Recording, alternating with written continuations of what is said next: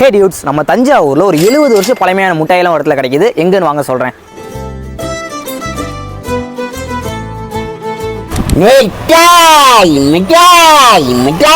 நம்ம தாத்தா தான் வந்து பார்த்தீங்கன்னா முட்டாய் தாத்தா.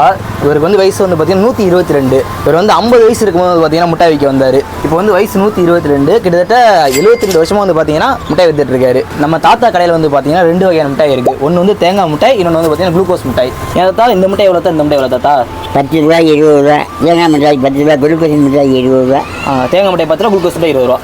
சரி, சாப்பிட முட்டாய் தாங்க தாத்தா அப்படின்னு சொன்னோன்னே தாத்தா பேப்பர் பிச்சு அதில் முட்டையை வச்சு பிளஸ் பண்ணி கொடுத்தாங்க. ரொம்பவே நல்லா இருந்துச்சு.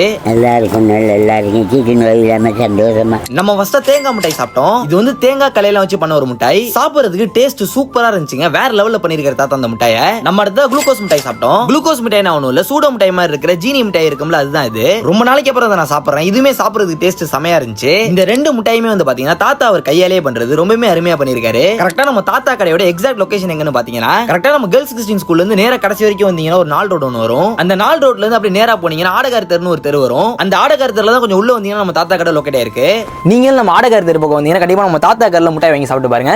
தாத்தா பாய் காமிங்க. டாடா.